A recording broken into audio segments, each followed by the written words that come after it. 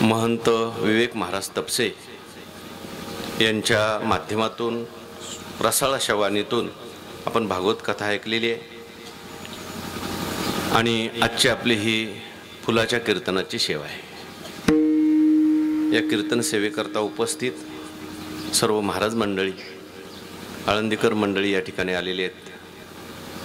आमचे योगेश महाराज आहेत, का नवनाथ महाराज, धायगोडे महाराज आहेत, सगळी टाळकरी मंडळी, माझ्या समोर बसलेले सर्व ज्येष्ठ श्रेष्ठ श्रोते सज्जन माता भगिनी, ज्यांच्या मुखातून आपण 7 दिवस भागवत संहिता ऐकलेली आहे, असे असणारे वेदशास्त्र संपन्न विवेकजी भारद्वाज महाराज मथुरा, आणि असा हा सगळा सत्संग संपन्न झालेला आहे आणि आजची आपली फुलाच्या कीर्तनाची सेवा आहे। विठ्ठल विठ्ठल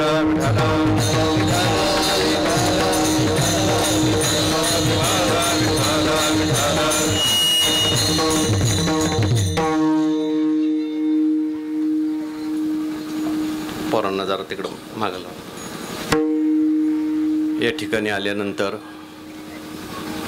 आपल्या या गावामध्ये एवढा मोठा सत्संग होतोय, खूप मला आनंद वाटला। एवढ्याशा छोट्याशा वस्तीवरती आणि छोट्याशा परिवाराच्या माध्यमातून एवढा मोठा भव्य सत्संग गेले 7 दिवस या ठिकाणी संपन्न झाला आणि आपण सगळ्यांनी त्यांना प्रतिसाद दिला, ऐकण्याकरता आला, ही चांगली गोष्ट आहे। विठ्ठल विठ्ठल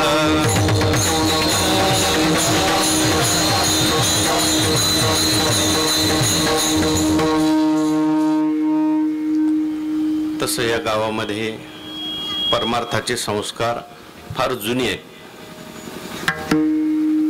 वैकुंठवासी मामांच्या पदस्पर्शाने पुनीत झालेलं हे गाव आहे, त्यांचं हे जन्मगाव आहे आणि मामांनी या परिसरामध्ये खूप परमार्थाचे संस्कार चांगले रुजवले त्या काळामध्ये।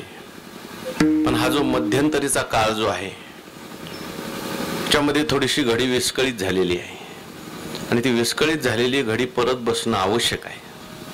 हे तुमच्याच गावात आहे असं नाही, हा सगळा पूर्ण पट्टाच।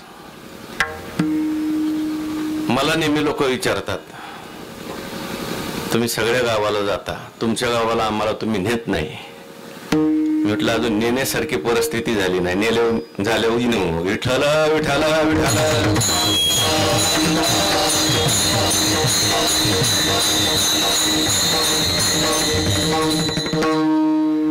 चांगली गोष्ट आहे। या ठिकाणी माऊली महाराज बनसोडे गेले मला वाटते 5-6 वर्ष राहतात, कुठे गेले ते?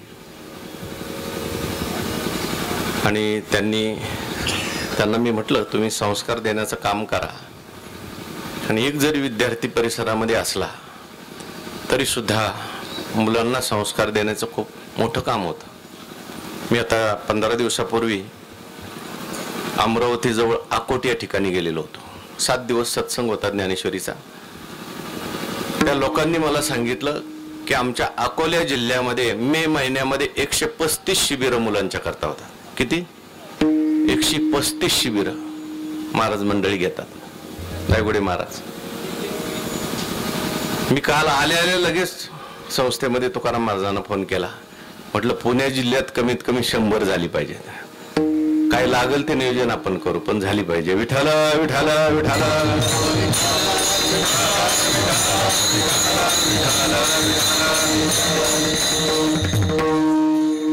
म्हणून या परिवाराच्या माध्यमातून या ठिकाणी हा सत्संग आयोजित केलेला आहे।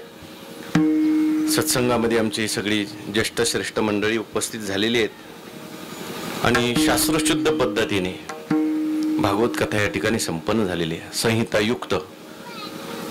आणि आज आपलं हे फुलाचं कीर्तन आहे। जगद्गुरु श्री तुकाराम महाराजांचा अभंग मी निवडलेला आहे। महाराजांनी अभंगामधून आपल्या जीवनातलं परम साध्य सांगितलेलं आहे। महाराजांनी आम्ही आमचा शेवट गोड केला असं प्रतिपादन या अभंगात केलंय। विठ्ठल विठ्ठल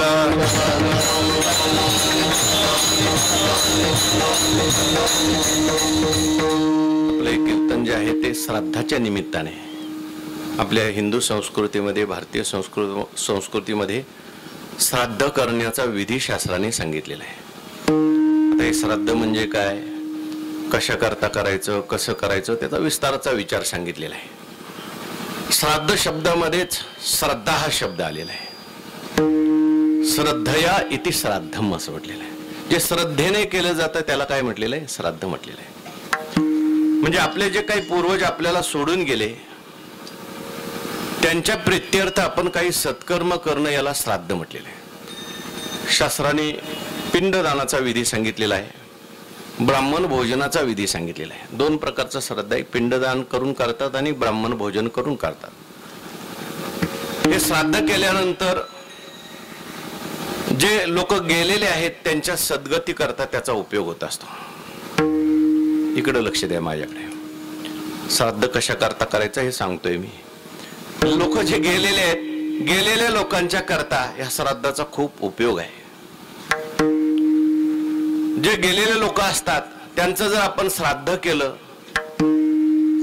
तर ते तृप्त होतात आणि तृप्त झाल्यानंतर कुळातल्या लोकांना ते आशीर्वाद देतात आणि त्या आशीर्वादामुळे कुळातल्या लोकांना त्या ठिकाणी धन प्राप्त होतं, आयुष्य प्राप्त होतं, आरोग्य प्राप्त होतं. कुठल्याही प्रकारच्या अडचणी त्यांच्या जीवनामध्ये येत नाही. विठ्ठल विठ्ठल विठ्ठल.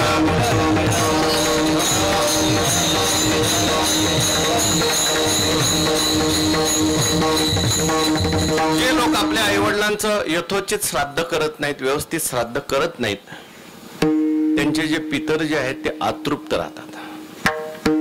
गीता प्रेसचं एक श्राद्ध कर्म पूजा प्रकाश नावाचं पुस्तक आहे. काल मी थोडंसं ते पाहिलं. त्याच्यामध्ये असं वर्णन केलंय, जर श्राद्ध केलं नाही तर पितर जे असतात ते अतृप्त राहतात आणि अतृप्त असलेले जे पितर आहेत ते आपल्या कुळातल्या लोकांना शाप देतात. पितर लोक त्या कुळातल्या लोकांचं रक्त पितात असं वर्णन केलंय आणि मग कुळातल्या लोकांना अनेक अडचणी येतात. हल्ली जे लोक म्हणतात ना, आम्हाला लग्न जमवायला अडचण येते, लग्न जरी जुळलं तरी सुद्धा मुलं व्हायला अडचण येते, मुलं जरी झाली तरी टिकत नाहीत. हे सगळ्याला कारण जर काय असेल, श्राद्ध व्यवस्थित घडलेलं नसतं. विठ्ठल विठ्ठल.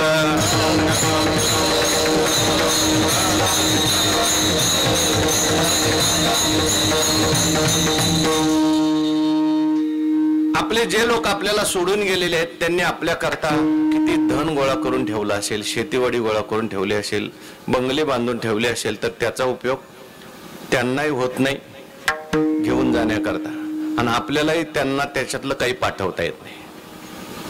किती माणसाने धन गोळा केलं, शेतीवाडी गोळा केली, तर त्याला बरोबर काहीच नेता येत नाही.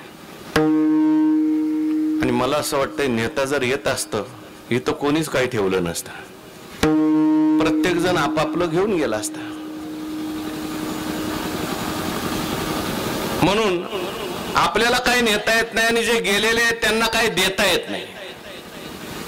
पण एक गोष्ट नेता येते आणि एक गोष्ट देता सुद्धा येते, त्याला पुण्य असं म्हणतात. विठ्ठल विठ्ठल.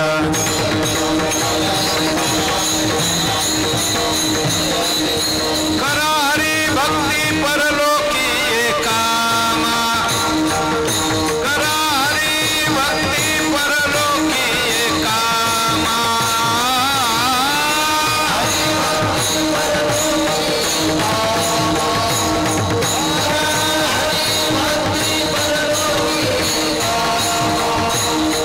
करा हरी भक्ती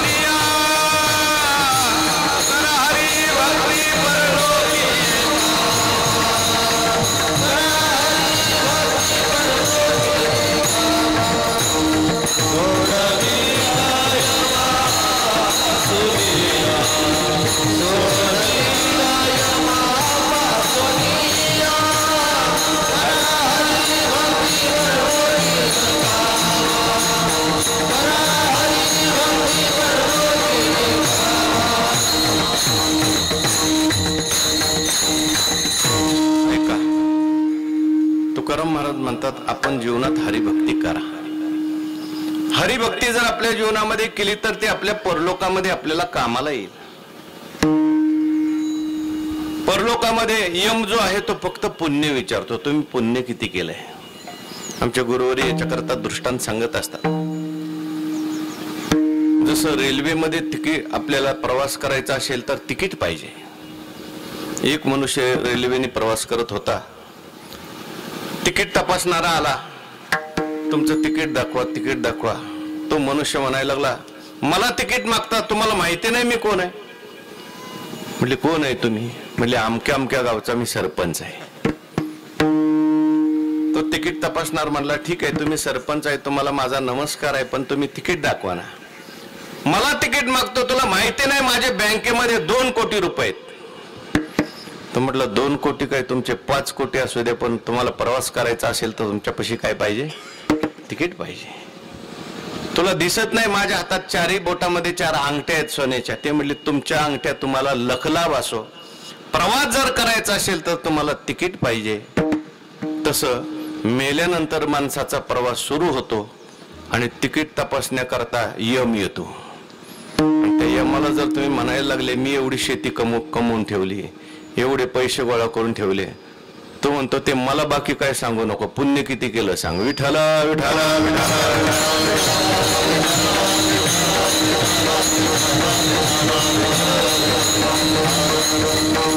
म्हणून पुण्य आपल्याला घेऊन जाता येतं, पुण्य आपल्याला पाठवता सुद्धा येतं. आणि म्हणून गेलेले जे लोक असतात त्यांच्याकरता आपण श्राद्ध करतो. आणि श्राद्धामध्ये श्राद्धाचा विधी असतो तो तर करतोच, पण त्या विधीबरोबर आपण नामस्मरण चिंतन सुद्धा करतो, केलं पाहिजे. आणि सगळ्यात मोठं पुण्य जर कोणतं असेल तर ते भगवंताच्या नामस्मरणाचं आहे, चिंतनाचं आहे. सगळ्यात मोठं दान जर कोणतं असेल तर दाता तोची एक जाना नारायणा स्मरवी. आणि म्हणून या ठिकाणी गेलेल्या त्यांच्या निमित्ताने भागवताची कथा झालेली आहे. भागवत म्हणजे साक्षात भगवंताची वाङ्मय मूर्ती आहे. 7 दिवसामध्ये परीक्षित राजा भागवत ऐकून त्या ठिकाणी मुक्त झाला. आणि त्यानंतर आपली ही कीर्तन सेवा आहे. नाम जप यज्ञ तो परम बाधो न शके स्नानादी कर्म नामे पावन धर्मा धर्म नाम परब्रह्म वेदार्थे. आणि म्हणून सद्गती करता हा उपक्रम आहे. विठ्ठल विठ्ठल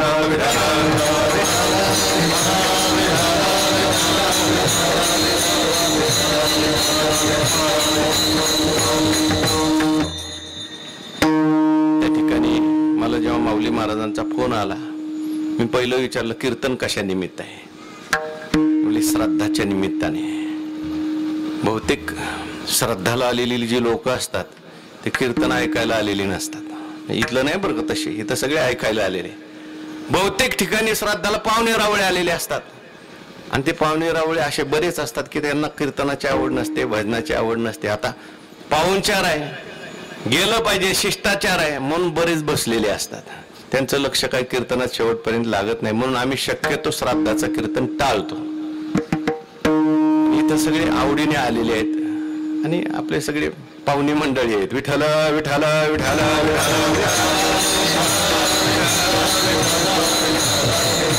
मी असा विचार करत असतो, एरवी तर आपण पाहुणे मंडळीच्या गावाला काही जात नाही, त्यांच्या लग्नाला नाही, कशाला जात नाही. चला या निमित्ताने कीर्तनाच्या निमित्ताने का होईना तेवढी सेवा. विठ्ठल विठ्ठल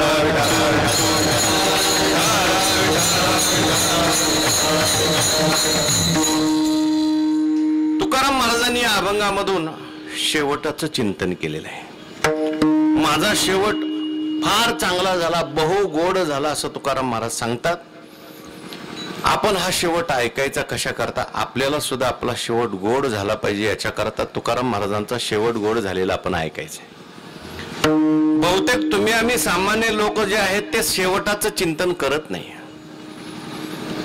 2 काळांचा विचार सांगितलेला, एक माध्यान्ह काळ आणि एक अंतकाळ. माध्यान्ह काळाचा विचार जवळजवळ सगळे करतात, पण अंतकाळाचा विचार कोणीच करत नाही. काही लोक जे असतात ते भूतकाळाच्या मध्ये रंगलेले आहेत, भूतकाळाचं चिंतन करतात. काही लोक जे असतात ते फक्त वर्तमान काळाचं चिंतन करतात, पण काहीच शहाणे असतात ते भविष्य काळाचा विचार करतात. विठाला विठाला.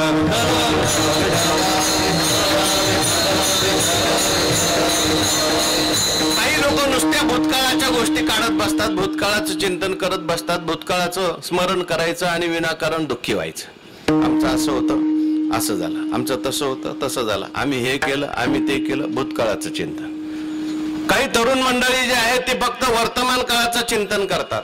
ते म्हणतात आता मागचं सगळं सोडून द्या, आता जगायचं बघा, खायचं प्यायचं मजा करायची, पुढं काय होईल ते होईल, असा विचार करणारी काही मंडळी आहेत. आणि काही शहाणी मंडळी जी मात्र आहेत ती भविष्य काळाचा विचार करतात. आता वागत असताना सुद्धा पुढं काय होईल याचा विचार करतात. विठाला विठाला.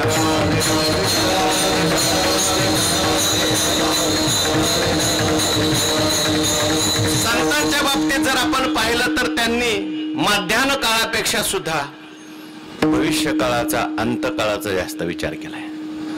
तुकाराम महाराजांच्या बाबतीत जर आपण पाहिलं तर त्यांनी मध्यान्ह काळाचा एवढा विचार केला नाही. तुकाराम महाराज म्हणतात आम्ही संसाराच्या नावाने भलं मोठं पूज्य ठेवलं आणि अंत काळाचा विचार केला, शेवटचा विचार केला. म्हणता आलं तर म्हणा. संसाराच्या नावे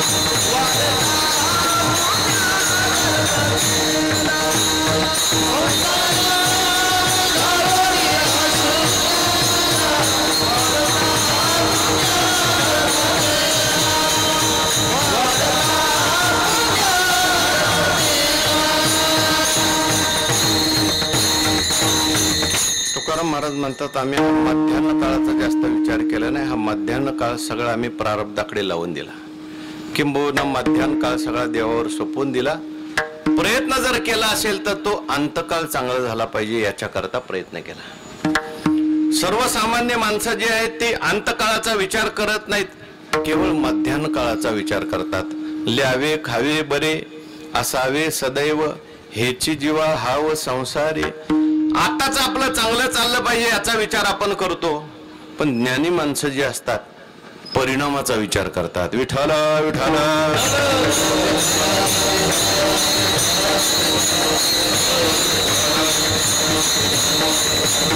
ज्ञानी माणसं जी असतात ते अंतकाळाचा विचार करतात. एकनाथ महाराजांच्याकडे एक मनुष्य गेला आणि गेल्यानंतर म्हणायला लागला महाराज तुम्ही सारखं नामस्मरण करता, कधी कोणाशी भांडत नाही, कधी तुमच्या जीवनात पाप घडत नाही, याचं रहस्य काय मला सांगा. आम्ही किती जरी ठरवलं भांडायचं नाही, आम्ही किती जरी ठरवलं पाप करायचं नाही, आम्ही किती जरी ठरवलं नामस्मरण करायचं, आमच्याकडून घडत नाही. तुम्ही मात्र सारखं नामस्मरण करता, कोणाशी भांडत नाही, मला तुम्ही काही उपदेश करा. असं एकनाथ महाराजांच्याकडे एक मनुष्य विचारायला गेल्यानंतर एकनाथ महाराजांनी त्याला सांगितलं तुझ्या प्रश्नाचं उत्तर देतो, पण आज नाही देणार, परवाच्या दिवशी ये. मनुष्य जायला लागल्यानंतर परत त्याला हाक मारून बोलून घेतलं. म्हटलं इकडे. काय? तुझ्या प्रश्नाचं उत्तर मी परवा देणार आहे, पण आल्या आल्या मी तुझा चेहरा पाहिला, मला थोडंसं भविष्य कळतं आणि माझ्या असं लक्षात आलंय की आजपासून 10व्या दिवशी तू मरणार आहे. म्हटले पण तू काय घाबरू नको, तुझ्या प्रश्नाचं उत्तर मी परवा दिवशी देणार आहे. आता तो मनुष्य गेला. गेल्यानंतर परवा दिवशी सकाळी सकाळी आला महाराजांच्याकडे. महाराजांनी विचारलं काय तुझा प्रश्न होता? मी तुम्हाला असा प्रश्न विचारला होता, तुम्ही सारखं नामस्मरण करता, कोणाशी भांडत नाही, काही पाप करत नाही, याचं रहस्य काय? महाराज हसले. म्हटले या 2 दिवसात तू किती पाप केलं मला सांग. या 2 दिवसात किती भांडला मला सांग, या 2 दिवसात तू काय काय केलं मला सांग. तो म्हणायला लागला, अहो कशाचं भांडण, कशाचं पाप, तुम्ही जेव्हापासून सांगितलंय ना तू 10व्या दिवशी मरणार आहे, तेव्हापासून सारखी माळ चालू झाली. म्हटला मी सारखं नामस्मरण करतो, सारखं चिंतन करतो. एकनाथ महाराज हसले, म्हटले तू आता मरणार नाहीस, पण माझ्या चांगल्या वागण्याचं हे रहस्य आहे. मी रोज असा विचार करतो, उद्या आपल्याला मरायचं आहे. विठाला विठाला विठाला.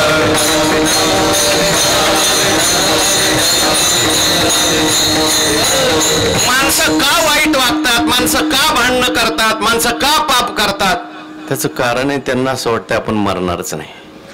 पण माणसाने असं म्हटलंय, दो बातन को मत भूलिये, जो चाहे कल्याण, पहिले निज मौत को दूजे श्री भगवान. विठाला विठाला विठाला.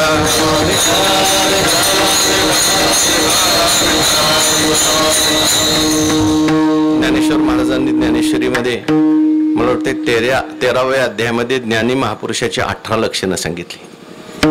त्याच्यामध्ये एक फार महत्वाचं लक्षण सांगितलंय, जन्म मृत्यू जरा व्याधी दुःख दोषानुदर्शनम. जो ज्ञानी असतो तो आपल्या जीवनात अनुदर्शन करतो. हे अनुदर्शन म्हणजे काय? अनु हा उपसर्ग आहे आणि दर्शन शब्द आहे. अनुदर्शन म्हणजे पुन्हा पुन्हा चिंतन करणं, किंवा पूर्वीच्या लोकांनी केलंय त्याच्या पाठीमागून तसंच आपण चिंतन करणं. ज्ञानी जो आहे तो परत परत विचार करतो. कशाचा विचार करतो? म्हटले जन्म मृत्यू जरा व्याधी दुःख दोषानुदर्शनम. तो जन्माचा विचार करतो. जन्माचा विचार करतो म्हणजे काय? आपल्याला जन्म का घ्यावा लागला, जन्मताने आपल्याला किती कष्ट झाले असतील, परत जन्म घ्यावा लागणार नाही याच्यासाठी काय करायचं असा विचार करतो. विठाला विठाला.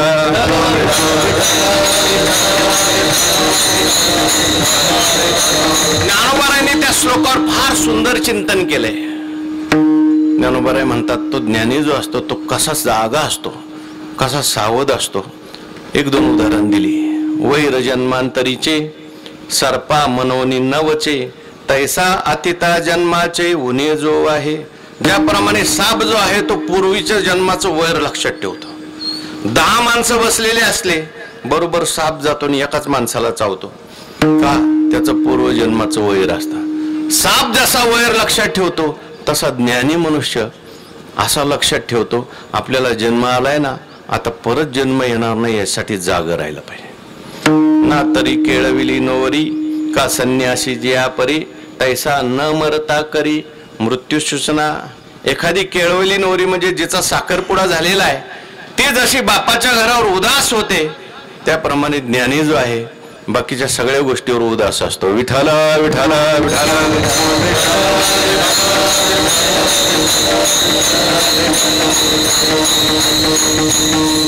आणखीन उदाहरण दिलं, पाहेचा पेना वाटवदा तर वाजीच होई जे सावधा, जीवन निगता औषधा धावी जे जेवी. पुढचा मुक्काम धोक्याचा आहे, चोरांचा आहे असं समजून जो सावध राहतो, आणि सावध जर असेल ना मनुष्य, चोरांच्यात राहिला तरी मग चोरांच्या पासून त्याला भीती वाटत नाही. चोरांच्यात जरी राहिला तरी चोरांना तो ओळखून राहतो, आणि ओळखून जर मनुष्य असेल मग कशी परिस्थिती असेल तरी त्यात परिस्थितीत तो निभावून जातो. म्हणून ज्ञानी मनुष्य जो आहे तो कसा राहतो त्याच्याकरता ज्ञानेश्वर महाराज म्हणतात, डोळे आहेत ना तोपर्यंत असं काही पाहून घेतो की पुढे नाही दिसलं तरी आपलं काही बिघडत नाही. कान आहेत ना तोपर्यंत असं काही ऐकून घेतो, नाही ऐकायला आलं आपलं काही बिघडत नाही. काही काही माणसं आम्हाला भेटतात, त्यांना ऐकू येत नाही. आम्ही जर त्यांना म्हटलं होतं मला तर ऐकू येत नाही, वाईट वाटत नाही का? ते म्हटले अजिबात वाईट वाटत नाही. म्हटलं का वाईट वाटत नाही? ते म्हटले आम्ही मामासाहेब दांडेकरांचं कीर्तन ऐकलं, आम्ही तुंडा महाराजांचं कीर्तन ऐकलं, आताच्या ऐकण्यापेक्षा बहिरा असलेलं बरं. म्हणा विठाला विठाला विठाला.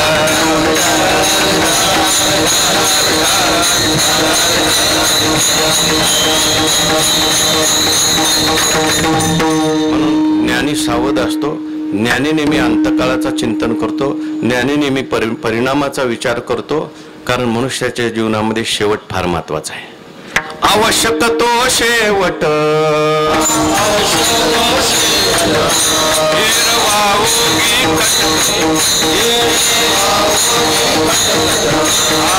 चालो जाणे वाट ऐसा विरळा एखादा.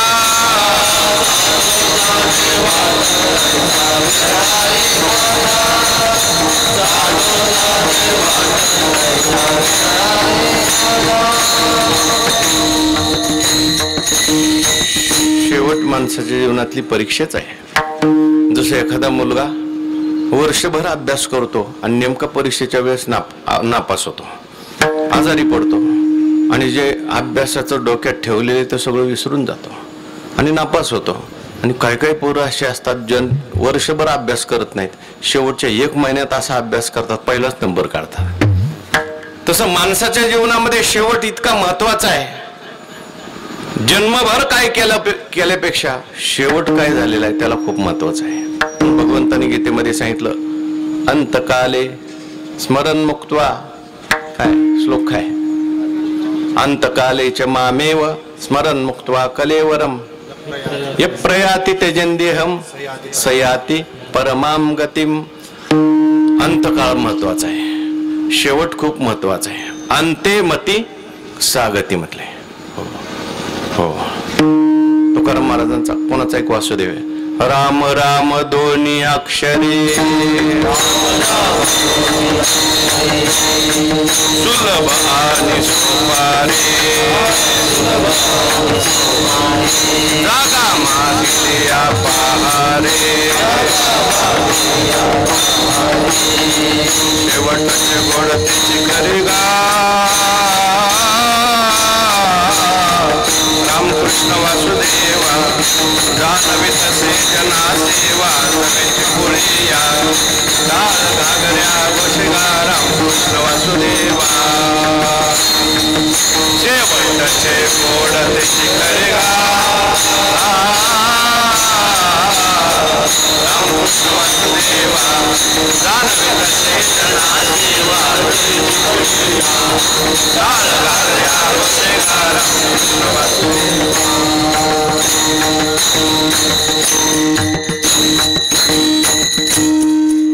अगा मरणी जयाजी आठवे, तो तेची गती ते पावे, मनोनी सदा स्मरावे.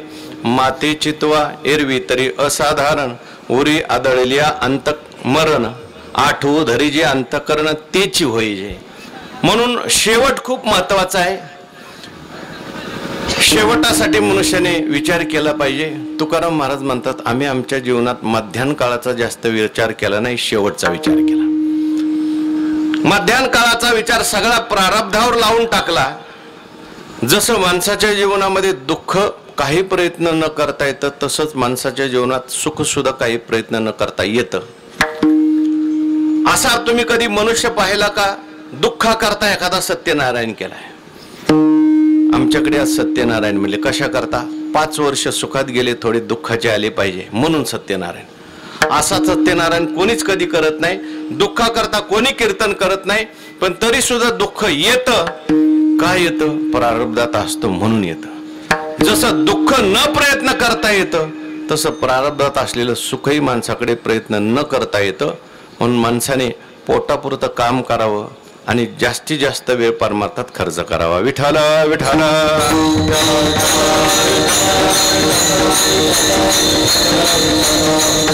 तुकाराम महाराजांनी त्या ठिकाणी आपला शेवट गोड झाला पाहिजे याच्यासाठी खूप कष्ट केले. महाराजांनी म्हटलं, याजसाठी केला होता अट्टाहास, शेवटचा दिस गोड व्हावा अट्टाहास केला. म्हणजे आटोकाट प्रयत्न केले, आपला शेवट गोड झाला पाहिजे. नामस्मरण केलं, चिंतन केलं, सत्संग केला आणि त्याचा परिणाम असा झाला, महाराजांचा शेवट गोड झाला. अभंगाच्या पहिल्याच्या शेवट तो भला, शेवट तो भला, शेवट तो भला, शेवट तो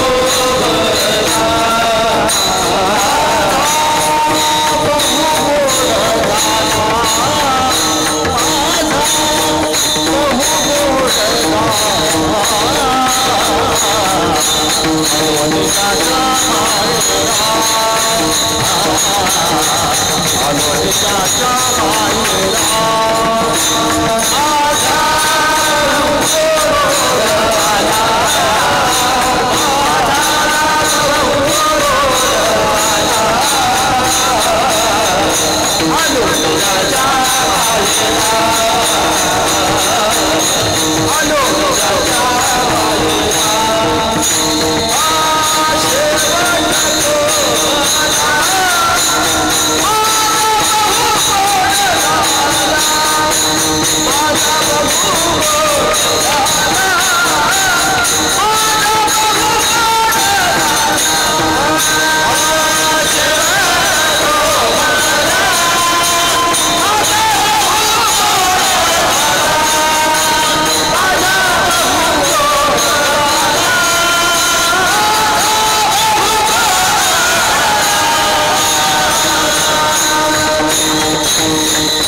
ऐका, लक्ष द्या. महाराज म्हणतात माझा शेवट गोड झाला, शेवट तो भला माझा बहु गोड झाला, माझा शेवट फार गोड झाला असं महाराज त्या ठिकाणी सांगतात. आता शेवट म्हणजे नेमका कशाला म्हणायचं आणि शेवट गोड झाला महाराज म्हणतात. शेवट गोड होणं म्हणजे नेमकं काय? कारण तुम्ही आम्ही ज्याला शेवट समजतो तो खरा शेवट नसतो, आणि तुम्ही आम्ही ज्याला शेवट गोड होणं समजतो ते शेवट गोड होणं नसतं. विठ्ठल विठ्ठल.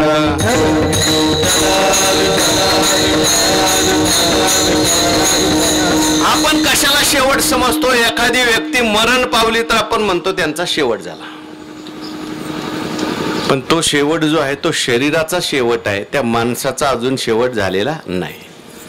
माणसाचं शरीर जरी पडलं, मनुष्य जरी मृत्यू पावला, खाली बसवा.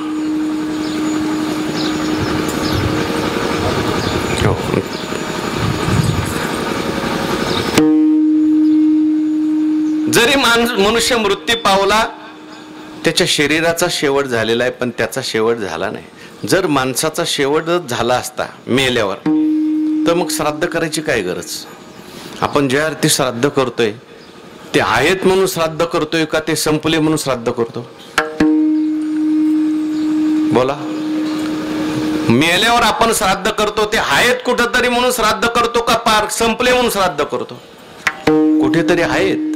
जरी इथे गेलेले असले, शरीर जरी पडलेलं असतं, ते कुठेतरी आहेत, त्यांना हे मिळालं पाहिजे म्हणून श्राद्ध आहे. विठ्ठल विठ्ठल.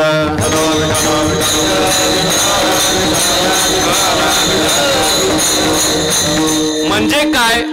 मनुष्य जरी मरण पावला, त्याचं शरीर जरी पडलं तरी त्याचा शेवट होत नाही, हे लक्षात ठेवा.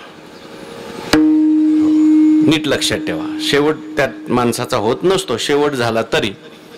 मी एक उदाहरण सांगत असतो, इकडे लक्ष द्या माझ्याकडे. आपण सगळीच आता मोबाईल वापरतोय. ते मोबाईलचं जे खोकं असतं, 5-6 वर्ष झाले, 3-4 वर्ष झालं की ते खराब होतं. मग आपण काय करतो? ते जुनं खोकं फेकून देतो, बाजारातून नवीन मोबाईल आणतो, आणि आपलं जे जुनं कार्ड आहे ते जुन्या मोबाईलमधून काढून नवीन मोबाईलमध्ये टाकतो. ऐकलं का सगळ्यांनी? तसं हे शरीर सुद्धा मोबाईलच आहे. 60-70 वर्ष झाली की ह्याची बटणं खराब व्हायला लागतात. कोणाचं कानाचं बटन खराब झालं, कोणाचं डोळ्याचं बटन खराब झालं, पण माणूस मोबाईल सोडायला तयार. हा शरीर रूपी मोबाईल सोडायला मनुष्य तयार होत नाही. मग देव काय करतो? हा शरीर रूपी जुना झालेला मोबाईल आपल्या हातातून हिसकून घेतो, त्याच्यातलं कार्ड बाहेर काढतो.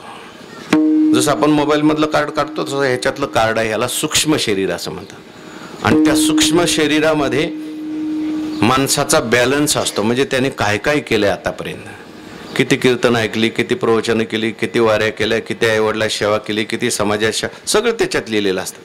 आणि जे त्याने केलंय त्याच्यानुसार त्याला नवीन शरीर भगवान देतो. मी बोलतो असं नाही, भगवद्गीतेमध्ये बोलतात, वासांशी जीर्णानि यथा विहाय नवानि गृह्णाति नरोपराणि तथा शरीरानि विहाय जीर्णा न्यन्यानि संयाति नवानि देहि. जैसे जीर्ण वस्त्र सांडिजे मग नूतन वेढिजे तैसे देहांतरा ते स्वीकारी दे चैतन्यनाथे. जुनं शरीर सोडून नवीन शरीर प्राप्त होतं, यालाच मृत्यू असं म्हणतात. विठ्ठल विठ्ठल.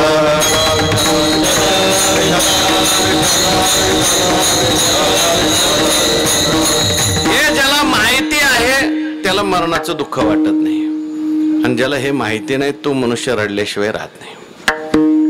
आपल्याकडे भारताच्या स्वातंत्र्य लढ्यामध्ये आपल्याच पुणे जिल्ह्यातले 2-3 क्रांतिकारक होते, भगतसिंग, सुखदेव आणि राजगुरू. त्यांना फाशीची शिक्षा झाली. ऐका, फाशीची शिक्षा झाल्यानंतर तब्येत चेक करण्याकरता डॉक्टर गेले. आता 1 महिन्याने फाशी द्यायची. त्या डॉक्टरनी चेक केल्यानंतर त्यांना असं आढळून आलं की त्या तिघांची सुद्धा तब्येत सुधारत चाललेली आहे. आता फाशीची शिक्षा झाल्यानंतर माणसाची तब्येत सुधारायला पाहिजे का कमी व्हायला पाहिजे? अहो, काय काय लोक चिंतेने मरून जातात, पण यांची तब्येत वाढली त्यांना विचारलं तुम्हाला फाशीची शिक्षा झालेली आणि तुमची तब्येत चांगली कशी काय होते, तुमची वाढते कशी काय? ते म्हणले आम्हाला आनंद झालेला आहे. म्हणजे का बरं आनंद झालाय? म्हणजे आम्हाला फाशीची शिक्षा होणार, हे शरीर पडणार, आम्हाला नवीन शरीर मिळणार, आम्ही परत भारत मातेची सेवा करणार. विठ्ठल विठ्ठल विठ्ठल विठ्ठल.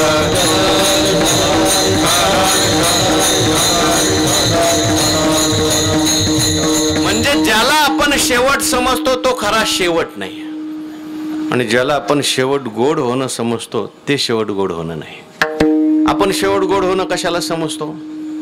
एखाद्या माणसाला शांततेत मृत्यू आला, घरातले सगळे असताना मृत्यू आला, आळंदीत मृत्यू आला, पंढरपूरला मृत्यू आला, कीर्तनात मृत्यू आला, त्यांच्या घरातल्या लोकांनी त्याला चंदनाच्या लाकडात जाळलं, त्यांच्या अंत्ययात्रेला खूप गर्दी जमली, लोक म्हणतात त्यांचा शेवट ना खूप चांगला झाला. पण हा खरा शेवट चांगला होणं नाही बरं का. चंदनाची लाकडं असतील, ते परमपूज्य राऊत बाबा म्हणत असतात, इकडं चंदनाची लाकडं आहेत, आचरण नसेल तर तिकडं यम लाकडाने बडवत असतो. हा बाह्य शेवट गोड होणं आहे. बाहेर जरी त्या ठिकाणी आळंदी असेल, पंढरपूर असेल, पण शेवट गोड जे आहे ते मनावर आहे. तुमच्या मनात काय चाललंय? विठ्ठल विठ्ठल विठ्ठल.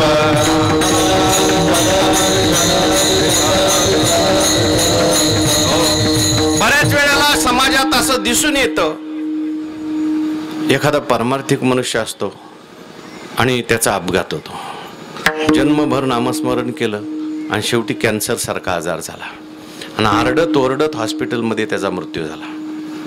लोक हळहळ करतात, वाईट झालं, त्यांनी जन्मभर परमार्थ केला आणि त्यांचं असं का झालं?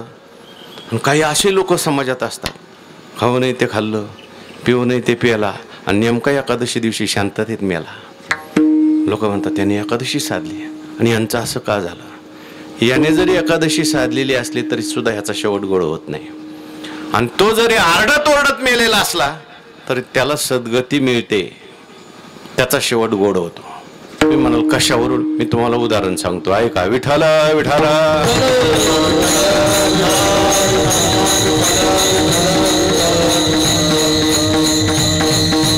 प्रसिद्ध उदाहरण आपल्या संत वाङ्मयामध्ये आलेले, तो म्हणजे चोखा मेळांचं.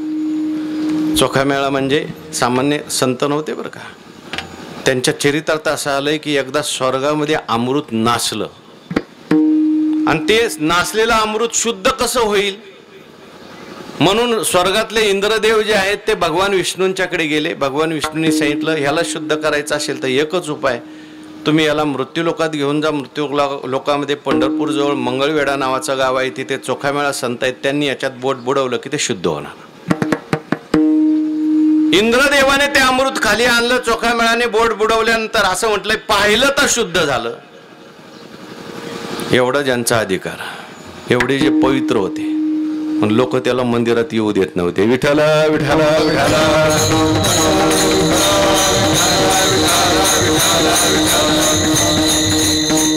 असे चोखा मेळा त्यांचा अंतकाळ कसा झाला तुम्ही चरित्र वाचा. त्यावेळेस मोगलाईचा काळ होता आणि ते मोगलाईच्या काळामध्ये परकीयांची सत्ता होती. त्यांचा असा नियम होता, ज्या गावात जे काम करायचं ते गावातल्या सगळ्या लोकांना कामाला लावायचं. मुलासहित, बायासहित, लहानासहित सगळ्याला कामाला लावायचं आणि सगळं बांधून घ्यायचं. मंगळवेढेच्या कडेला तो गावकोस बांधायचं काम सुरू होतं. लोकांनी सांगितलं आम्ही डबल काम करतो, पण ते चोखामेळा संत आहेत, त्यांना काही कामाला लावू नका. मग ते काय परकीय लोक होते म्हणून सत्ता जी आहे परकीयांची नको, स्वातंत्र्य पाहिजे. त्यांनी चोखामेळाला सुद्धा काम करायला लावलं. भिंत बांधण्याचं काम सुरू झालं. काम सुरू झाल्यानंतर ती भिंत जी होती, आता गावातल्या लोकांनी बांधल्यामुळे ती काही व्यवस्थित झाली नाही.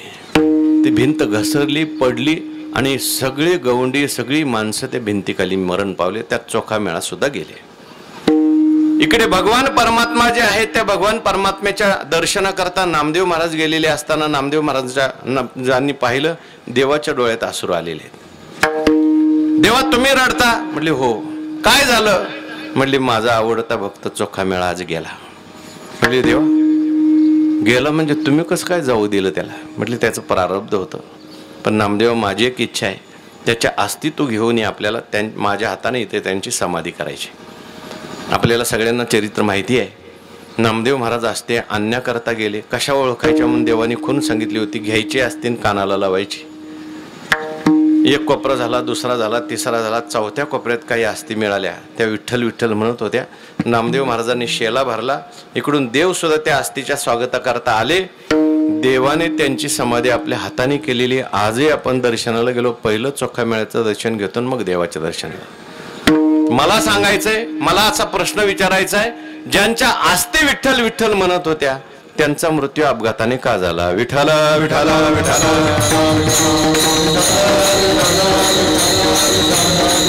याचा अर्थ असा आहे, बाह्य मृत्यू कसाही होऊ शकतो प्रारब्धाने, पण भगवान परमात्म्याचा भक्त असेल भगवान त्याला सद्गती देतात. संतांनी असं म्हटलंय, निर्वाणी गोविंद असे मागे पुढे, निर्वाणी गोविंद असे मागे पुढे, निर्वाणी गोविंद असे मागे पुढे, निर्वाणी गोविंद असे मागे पुढे.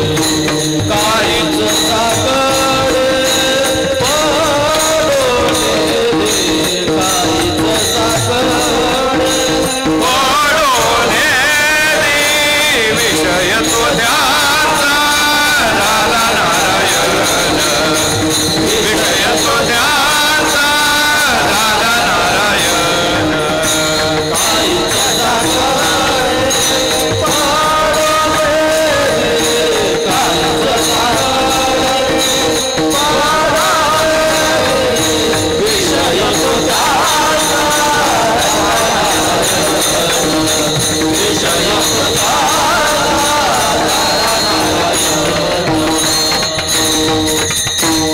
भगवान त्यांचा शेवट गोड करत असतो.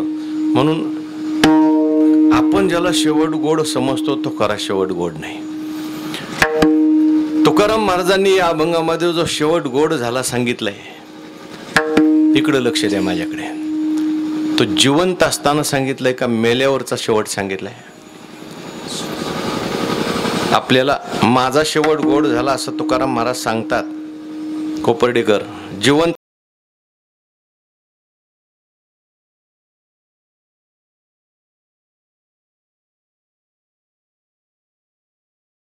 गोड करायचा आहे, हा जिवंत असताना करायचा का मेल्यावर करायचा आहे? आपल्याला आपला शेवट करायचा आहे, शेवट गोड करायचा, हा मेल्यावर करायचा नाही बरं का. संतांनी मेल्यावरचा मोक्ष सांगितला नाही, आपल्याला आपला शेवट जिवंत असतानाच गोड करायचा आहे. विठ्ठल विठ्ठल.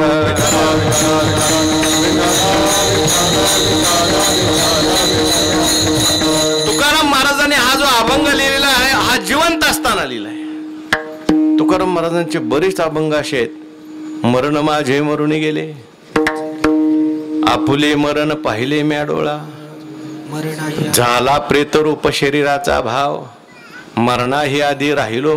हे सगळे जिवंत असतानाचे अभंग आहे. आणि मला असं वाटतंय जिवंत असताना गाथा लिहिली म्हणून आपण ऐकतो, गेल्यावर लिहिली असती तर कोणी ऐकलं नसतं.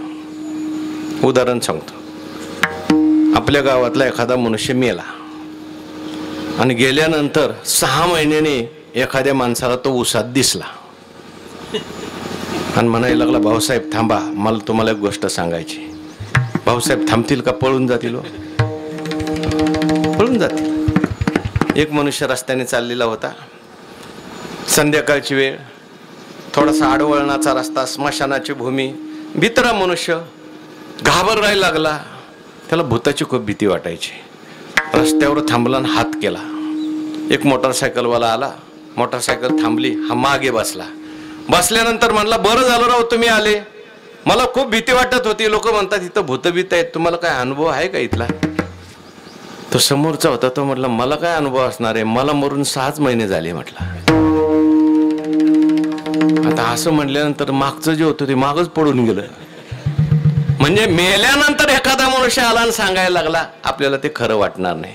तुकाराम महाराजांनी जो अभंग लिहिलाय हा जिवंत असताना लिहिलाय. आपल्याला जिवंतपणे शेवट गोड करायचा आहे. तुकाराम महाराज म्हणतात, माझा शेवट गोड झाला, बहुगोड झाला. म्हणजे नेमका काय झालं? अभंगाच्या दुसऱ्याच्या आलो निजाच्या माहेरा, आलो निजाच्या माहेरा,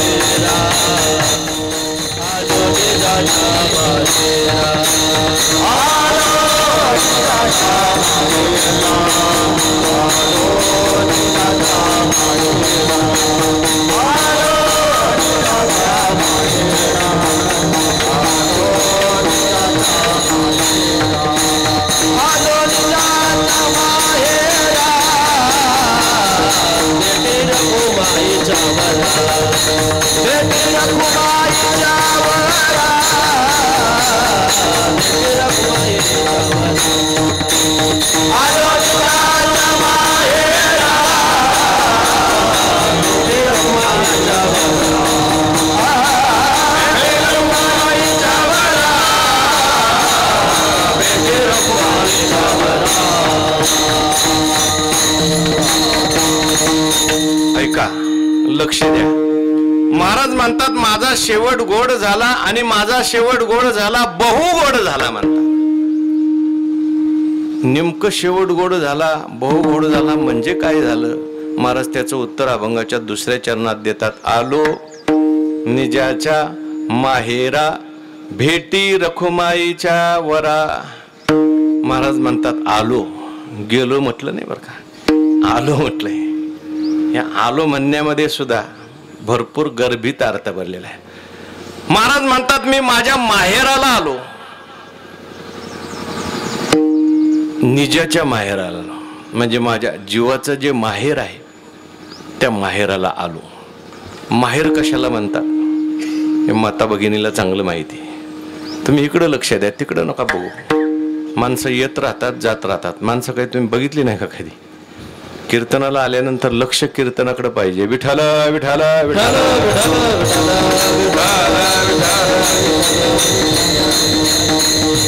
हे लक्ष देणं अवघड आहे. आमचे गुरुवारी म्हणत असतात एक लक्ष देणं सोपं आहे पण लक्ष देणं अवघड आहे. कळलं का तुम्हाला? एक लक्ष देणं सोपं आहे पण लक्ष देणं अवघड आहे. म्हणजे घ्या लाख रुपये करा सप्ताह म्हणणं सोपं आहे पण लक्ष देऊन कीर्तन ऐकणं अवघड आहे. विठाला विठाला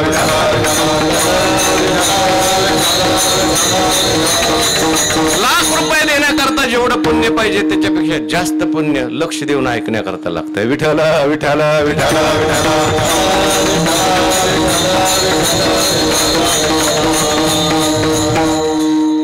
महाराज म्हणतात मी माहेराला आलो. माहेर कशाला म्हणतात? माता भगिनींना चांगलं माहिती आहे.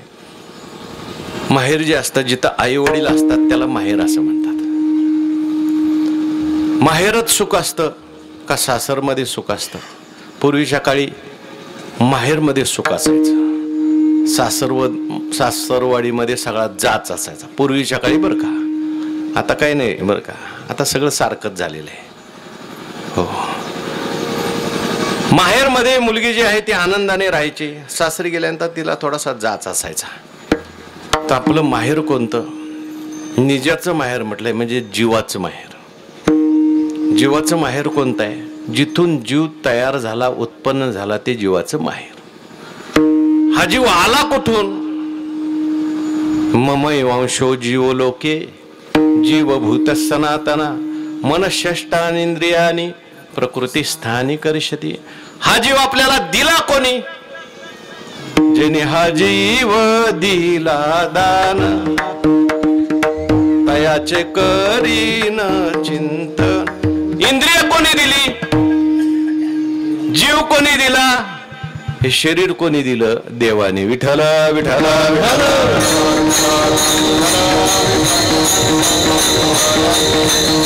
म्हणून जीवाचा माहेर जर कोणता असेल तर ते देव आहे आणि जीवाचं संसार सासर कोणता असेल तर संसार आहे. संसारामध्ये दुःख आहे म्हणून संतांनी देवाला प्रार्थना केली. सासुर वासा भितो जीव ओढे तुझपाशी, ओढे तुझपाशी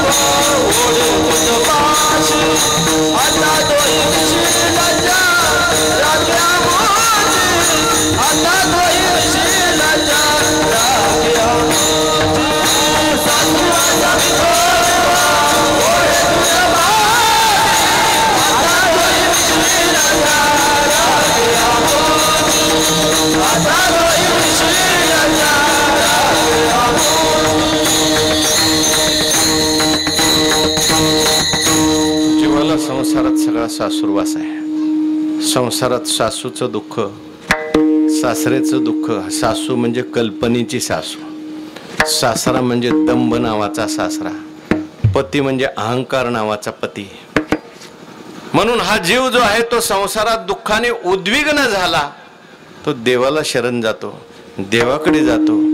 आणि म्हणून तुकाराम महाराज म्हणतात, मी पंढरपूरला त्या ठिकाणी गेलो, मी देवाकडे गेलो.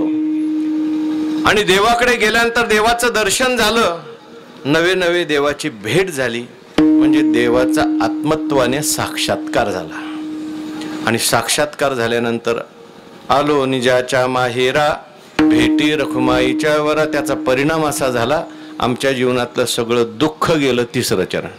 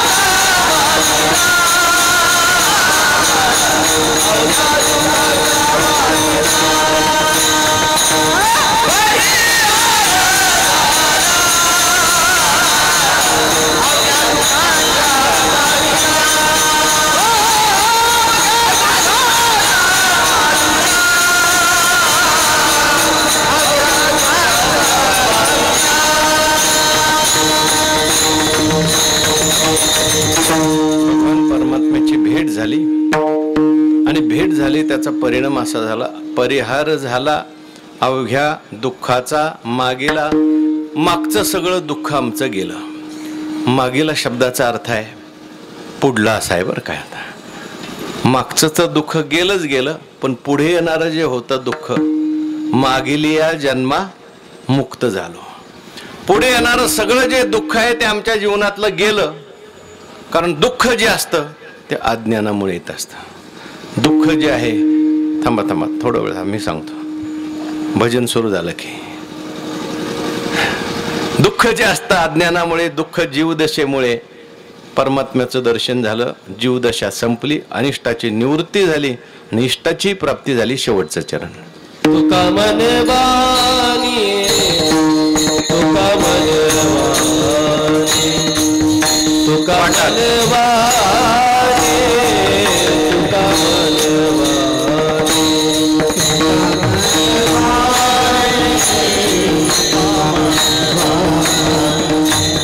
तुका मनवानी,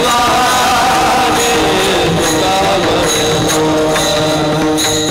गेले आता गेले आता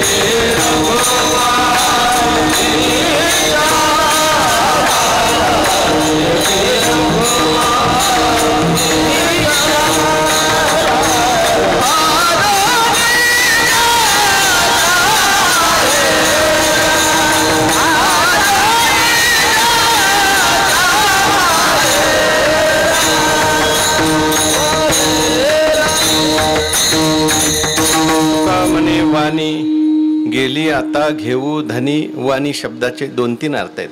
वाणी शब्दाचा पहिला अर्थ आहे आमच्या जीवनातली सगळी वानवा गेली, अपूर्णता गेली, कमीपणा गेला. कारण परमात्मा भेटला. परमात्मा हा पूर्ण आहे आणि आता त्या परमात्म्याचा आनंद आम्ही तृप्ती होईपर्यंत धनी घेऊ. आमची वाणी गेली म्हणजे अशी काही स्थिती प्राप्त झाली आता वाणीने ती सांगता येत नाही. आमची वाणी गेली म्हणजे देवाकडे आमची वाणी गेली, परमात्म्याची प्राप्ती झाली. आता ज्ञानोत्तर काळात परत आम्ही भगवंताचं ज्ञानोत्तर प्रेमलक्षणा भक्ती करणार, भजन करणार. तुका म्हणी वाणी गेली आता घेऊ धनी. आलो निजाच्या माहेरा भेटी रखुमाईच्या वरा. आता आपल्याला भजन करायचंय आणि आपली कीर्तन सेवा संपवायची. पुरुष मंडळींनी आणि माता भगिनी सगळ्यांनी टाळी वाजवायची. पुरुष मंडळी आणि टाळकरी माझ्याबरोबर म्हणतील, माता भगिनी पाठीमागून म्हणतील, विठोबा रखुमाई जय जय विठोबा रखुमाई, विठोबा विठोबा जय जय विठोबा रखुमाई. सगळ्यांनी बरोबर विठोबा